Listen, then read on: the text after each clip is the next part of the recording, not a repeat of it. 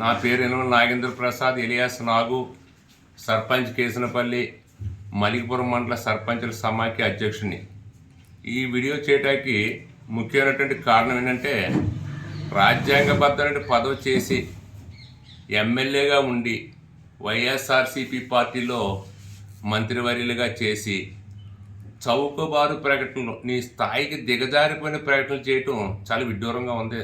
అంబటి రాంబాబు గారు, మిమ్మల్ని చాలా గౌరవప్రదంగా మాట్లాడుతున్నాను, చాలా వల్గర్గా మాట్లాడగలను. నేను నీ స్థాయి దిగజారిపోయింది కాబట్టే నీ మీద నేను వీడియో చేసే పరిస్థితి వచ్చింది. శంకర్ గుర్తుండ్రాయన గురించి ఏదో మాట్లాడావు, నీకేం తెలుసు అని మాట్లాడావు. 2019 నుంచి అప్పుడు హిమాన్ శుక్లా అని చెప్పి కోనసీమ జిల్లాకి కలెక్టర్గా ఉన్న ఆయనకి అనేక పర్యాయాలు మేము విన్నవించడం జరిగింది. ఏ విధమైనటువంటి కార్యకలాపాలు జరగలేదు. అప్పుడు వాటర్ చీఫ్ అడ్వైజర్గా నారాయణ రెడ్డి అని ఒక ఆయన ఉండేవారు. అటువంటి నారాయణ రెడ్డి ఫైల్ని ఫైనాన్స్కి వెళ్తే నారాయణ రెడ్డి అని ఆయన మీ ప్రభుత్వంలో ఆఫ్ చేశాడు. మీ మంత్రులు కానీ, ఇక్కడ పనిచేసే మీ మంత్రులు కానీ, ఎంపీ గారు కానీ, ఎమ్మెల్యే గారు కానీ ఏ విధమైన చర్యలు తీసుకోలేదు. సిగ్గుపడవలసింది పోయి మాడలేక మధ్యలో ఓడిందన్న సంధాన నీ పరిస్థితి నువ్వు దిగజారిపోయావు.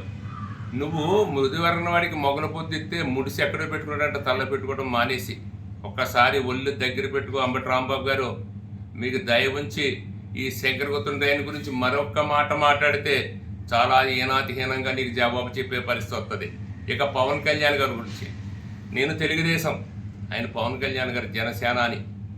అటువంటి డిప్యూటీ సీఎం హోదాలో మా కేసనపల్లి ఒక కుగ్రామం సముద్ర తీర ప్రాంతంలో వెనకబడిన ప్రాంతంకి వచ్చి అక్కడ పరిస్థితి పర్యవేక్షించి దాని మీద ఒక హుందాగా చెప్పాడు. నీలాగా రేపు ఇల్లుండి చేస్తాను లేదు, నేను దీని మీద అధ్యయనం చేయాలి, దీన్ని ఖచ్చితంగా నిర్ణయం తీసుకోవాలి.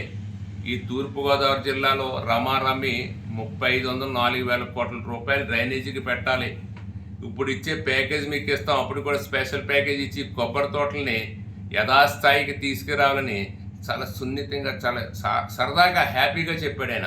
నువ్వేంటి ఒక్కడి గురించి మాట్లాడుతున్నావు? ఒళ్ళు దగ్గర పెట్టుకో. సంభాషణ బాగోపోతే ఏనాతిహీనంగా ఈ సోషల్ మీడియా ద్వారా నీకు జవాబు చెప్తాం.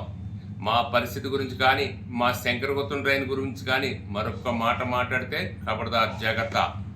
మా మీద మాట్లాడిన రైతుల గురించి వక్రీకరించి ఆడిలాగా ఈడేలాగాని మాట్లాడుతారు. పిచ్చుకుంటా కొడక. వాళ్ళే నీకు ఇవాళ చెప్పారు, నెంబర్ 1 న్యూస్ ఛానల్లో చెప్పారు, మీరు వక్రీకరించారని. నీ పరిస్థితి ఇదే, నీ బతుకు ఇదే. ఇక్కడి నుంచైనా నీ ప్రభుత్వం వస్తుందని ఆశతోటి బ్రతుకు, ఆశించు, కానీ దురాశ పడకో. ఒళ్ళు దగ్గర పెట్టిన బతుకు. రాంబాబు గారు, జాగ్రత్త, బి కేర్ఫుల్.